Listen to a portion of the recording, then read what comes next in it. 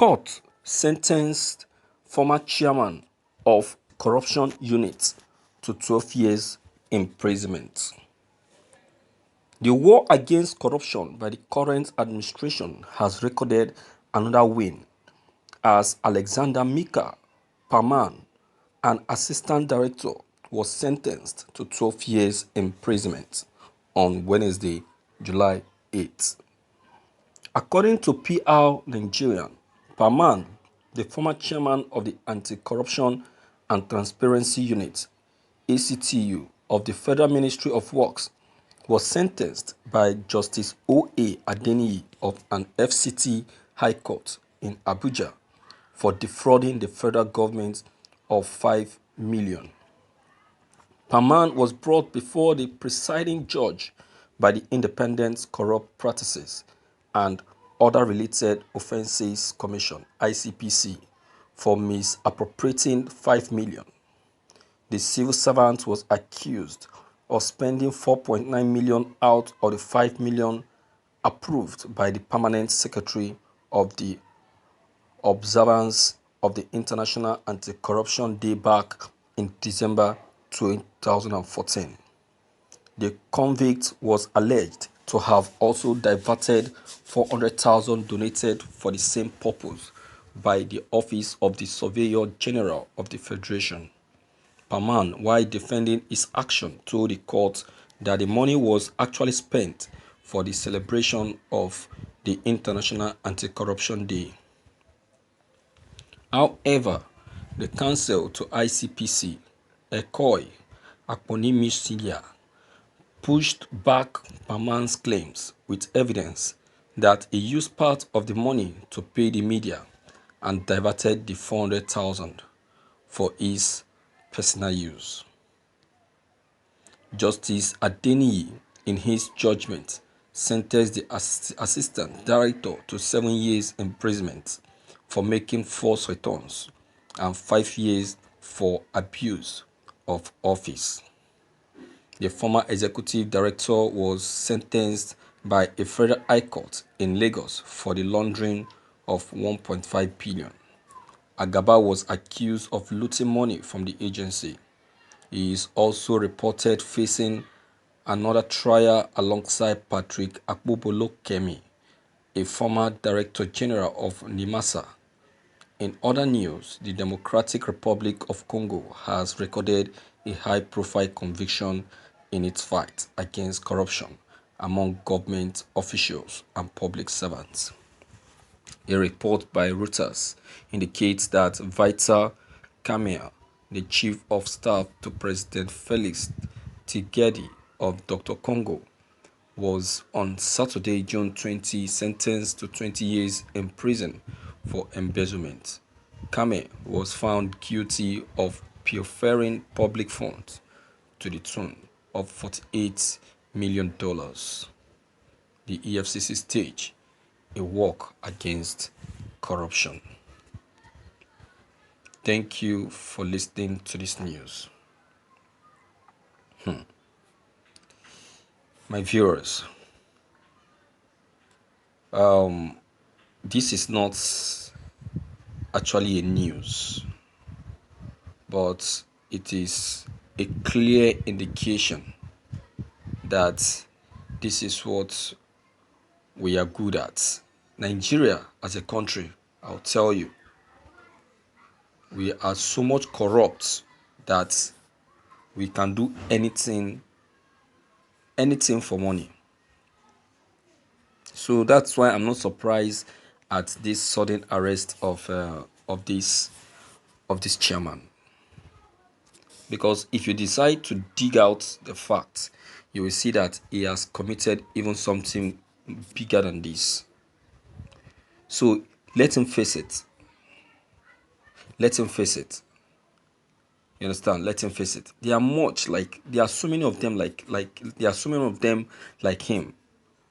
They are still playing a face-off so that they will not be detected. This is when this administration have started working.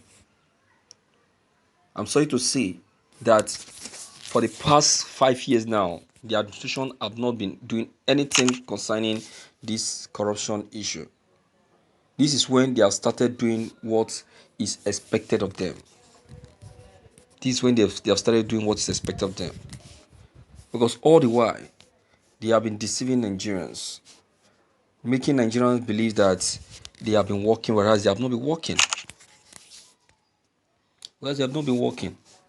They have been letting a lot of criminals go scot-free. Look at this one now.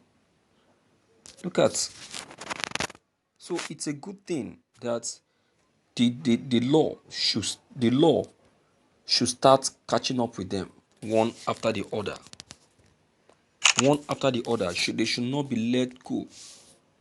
They should be allowed to face the punishment. How can they be squandering money meant for the public? How can they be squandering money meant for public projects? You can see. This is what they use in enriching themselves, getting themselves properties in international country, leaving the public in the dark, leaving the public to face, to suffer, giving their children the best of education. My viewers, this is a good thing. I will tell you, they deserve all of these things that they have done to us. Let them face it. Let them face it. The punishment levied to this man, I would say, he truly deserves it because he calls for it. He calls for it. And the same thing is going to happen to Magu if he doesn't take his time. So it is better he starts revealing those that are behind all of his embezzlement, all of this embezzlement. Because as for his own case, it is sure that he will end up in jail.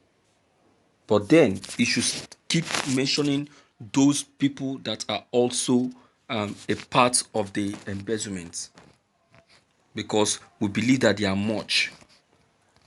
They are much. Since he will be able to cover up and keep the corruption file of Adams Oshomole in his house for a very long time, refusing to expose it. It means that he still have the corruption file of so many of them in his house. There are many. I will say that I appreciate the moves Nigerian government is taking in the case of corruption, because this is when I would say that they have started the fight for corruption. You understand? Because for the past 5 years now, they have not been doing anything concerning it. And as they are doing it, they should also be checking up with the high level of insecurity in the country, because that also needs an attention. You understand? That also needs an attention. All right. So my viewers, you believe me when I say that this country, Nigeria, without any form of biasness, is a country full of deceit and biasness. Unlike this administration, I will tell you that this administration is full of biasness, is full of criticism. You understand? And that is what, and also tribalism, and that is what is affecting this administration up to date. You understand? So, my viewers, I want to plead with you to please be a good citizen and try to leave your own comments behind concerning all that have just been read. All right? Please don't forget to leave your comment behind.